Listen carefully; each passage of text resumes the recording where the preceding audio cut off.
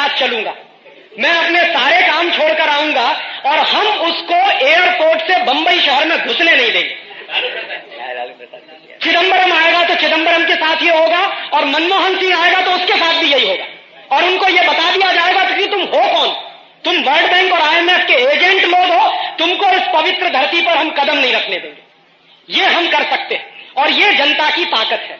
बंबई में जिस दिन आपको लगे कि चिदंबरम आ रहा है, आप राजीव दीक्षित को एक फोन कर दीजिए, मैं जहां भी रहूंगा आऊंगा, आपका साथ अगर मुझे मिले तो इस चिदंबरम चिदंबरम के बाप को सबक सिखा सकते। कुछ नहीं है, ये पानी के बुलबुले हैं, आज है कल नीचे आ जाएंगे, इनकी कोई हैसियत नहीं है, इनकी कोई ताकत नहीं है। तभी तक हैसियत और ताकत है जब तक वो आपको बेवकूफ बना ले। जिस दिन आप बेवकूफ बनना बंद हो जाएंगे उस दिन सारे चिदंबरम ठीक हो जाएंगे। ये मैं आपसे कह सकता हूं।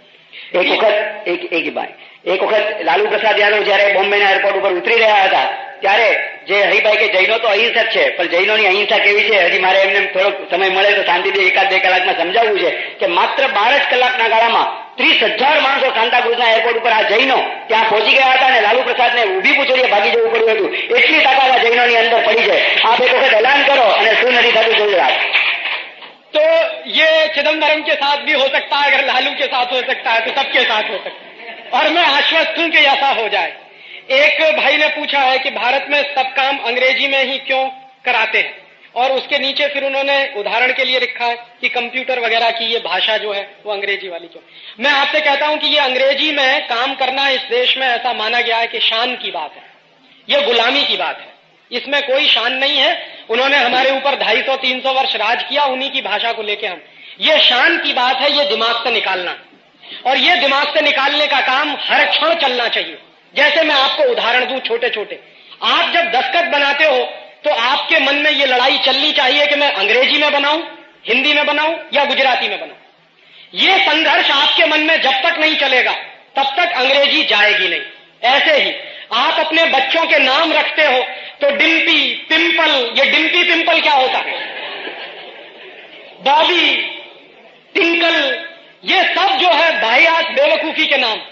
तो आपके मन में ये संघर्ष बराबर चलना चाहिए कि मैं मेरे बच्चों के ऐसे बेहूदे अंग्रेजी वाले नाम नहीं रखूंगा, स्वदेशी भारतीय भाषा के, गुजराती भाषा के, हिंदी भाषा के नाम रखूंगा। तो ये लड़ाई हर व्यक्ति की है। जब भी आपका हाथ दस्तखत करने के लिए बढ़े तो अपने आप से पूछिए कि आप अंग्रेजी में दस्तखत करने जा रहे हो या हिंदी में या गुजराती में। अगर आप अंग्रेजी में करने जा रहे हो तो अपने आप को रोकिए और कहिए कि नहीं, मैं प्रयास पूर्वक हिंदी में या गुजराती में ही दस्तखत करूंगा। ये लड़ाई जिस दिन आपके घर से शुरू हो जाएगी आप इस देश में अंग्रेजी को विदा कर देंगे, ऐसा मुझे भरोसा है। हाँ, तो ऐसे ही हम सब अपने अपने व्यक्तिगत स्तर पे करें, ये अंग्रेजी वैसे ही जाएगी। मैं इसके लिए एक ही वाक्य इस्तेमाल करता हूं कि जैसे अंग्रेजों को मार मार के पीट पीट के भगाया, वैसे ही अंग्रेजी को मार मार के पीट पीट के भगाना पड़ेगा, नहीं तो ये जाने वाली नहीं। इसके लिए हम अपने व्यक्तिगत स्तर पर जहां तक संभव हो, जैसे उदाहरण में दूं, अंग्रेजी अखबार खरीदना बंद कर दीजिए और इनको सबक सिखा दीजिए। और ये अंग्रेजी अखबार करते क्या, आप देखिए, मैं नाम लेके कह रहा हूं, टाइम्स ऑफ इंडिया किसका है, अशोक जैन का। क्या करता है, रोज टाइम्स ऑफ इंडिया में किसी न किसी लड़की की आधे नंगी या पूरी नंगी तस्वीर आती है, रोज टाइम्स ऑफ इंडिया। और ये टाइम्स ऑफ इंडिया वो अखबार है जिसने हिंदुस्तान की संस्कृति का कबाड़ा कर दिया। जानते हैं, यही टाइम्स ऑफ इंडिया है जिसने भारत सुंदरी, मिस इंडिया, मिस फेमिना, ये सारी प्रतियोगिताएं शुरू की। यही टाइम्स ऑफ इंडिया ग्रुप है, फेमिना उन्हीं की पत्रिका है। तो फेमिना के माध्यम से उन्होंने मिस फेमिना, मिस इंडिया चालू किया। अब वो मिस इंडिया, मिस वर्ल्ड और मिस यूनिवर्स हो गया है, और वो सारे उसी धंधे में लगे हुए। और इनके पास कोई धंधा नहीं है। रोज का टाइम्स ऑफ इंडिया आप उठाकर देखिए तो कभी पहले पेज पर आपको इतनी बड़ी फोटो मिलेगी, कभी दूसरे पेज पर, जबकि उसकी कोई जरूरत नहीं, न उसकी कोई खबर है, न खबर से उसका लेना देना। जबरदस्ती आधे नंगी लड़कियों की तस्वीर पेश करना, यही उनकी पत्रकारिता हो गई है। हाँ, तो जो भी ऐसे अखबार है, मैं तो सबके लिए कहता हूं कि इन अखबार वालों को कौन कंट्रोल करेगा। ये कोई भगवान के दूत नहीं है। ये मत मान लीजिए कि अखबार वाले कोई भगवान के दूत है। करप्शन मीडिया में भी है, पॉलिटिक्स में ही करप्शन नहीं है, इकोनॉमी में ही करप्शन मीडिया में भी है। तो कम से कम ऐसे अखबार आप खरीदना बंद कर दो। तो सबसे पहले आप अगर कर सको तो टाइम्स ऑफ इंडिया का बहिष्कार, और मैं आपको गारंटी देता हूं जिस दिन बंबई में टाइम्स ऑफ इंडिया की 50,000 प्रतियां कम बिकना शुरू हो जाएंगी, अशोक जैन शीर्षासन करना शुरू कर देंगे, और जो आप कहोगे वो फिर अशोक जैन मानेंगे। तो इनको सबक सिखाने का एक ही तरीका है कि जिसके घर में टाइम्स ऑफ इंडिया आता हो वो टाइम्स ऑफ इंडिया बंद करे, और बाकायदा टाइम्स ऑफ इंडिया के एडिटर को चिट्ठी लिखे कि हम आपका अखबार बंद कर रहे हैं। क्यों कर रहे हैं? क्योंकि आप ये सब नग्नता फैला रहे हो। एक तो अंग्रेजियत फैला रहे हो, ऊपर से ये नग्नता और अश्लीलता फैला। हमारी बहनों को, बेटियों को उल्टा सीधा फोटो छाप छाप के आपने जो है कबाड़ा कर दिया हमारे घर का। तो ये कह के आप टाइम्स ऑफ इंडिया बंद करिए, इनकी 2 मिनट में इनको नानी याद आ जाएगी। जिस दिन 50,000 प्रतियां कम हुई बिकना, उसी दिन आप देखिएगा अशोक जैन सिर के बल चल के यहां आ जाएंगे।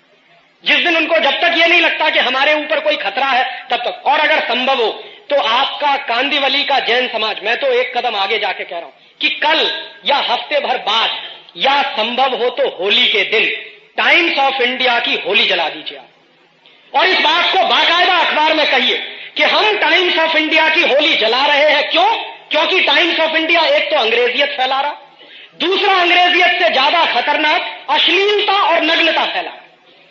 तो अगर ये काम आप कर दोगे तो ये सारे देश के लिए खबर बन जाएगी। मगर मीडिया गुजराती में सभी लोगों ने लेटर लिखा है, लेकिन उन्होंने बंद नहीं किया है। तो उनका कर दीजिए, बिल्कुल कर दीजिए। अगर आपकी बात वो नहीं सुनते हैं तो आपको असहकार और असहयोग करने का पूरा हक है।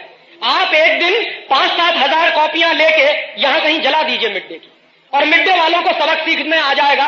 जिस दिन दूसरे अखबारों में यह खबर छप जाएगी कि मिड डे की होली जलाई कांदिवली के जैन समाज ने, क्यों जलाई? वो करने का है, लेकिन आप आओ बिंदास करने का। बिल्कुल, मैं इस काम में आपके साथ हूं। जिस दिन आप ऐसे अखबारों की होली जलाएंगे, मैं आपके साथ बराबर इस काम खड़ा रहूंगा। तो आप जिस दिन मुझे बुलाएंगे कि राजीव भाई आज होली करनी है, मैं आपको गारंटी से कह रहा हूं मैं सारे काम छोड़कर आऊंगा, क्योंकि ऐसे काम करना इस समय बहुत जरूरी है। इनको सबक सिखाना बहुत जरूरी है।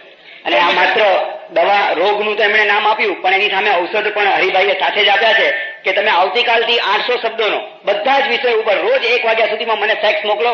હું ગેરંટી આપું છું કે આવતીકાલથી સમકાલીનની અંદર એટલે પરમ દિવસના સમકાલીનથી રોજનું તમે જે લખાણ 800 શબ્દો સુધીનું મોકલશું એ અમે સમકાલીનમાં લીધા વગર રહેશું નહીં. હવે છાપા વાંચવાની આપણને આદત પડી ગઈ છે. મિડ ડે ગુજરાતી અને ટાઈમ્સને બંધ કરશું તો વાંચશું શું? સમકાલીનમાં રોજ નવા નવા આ વિષયો વાંચશું.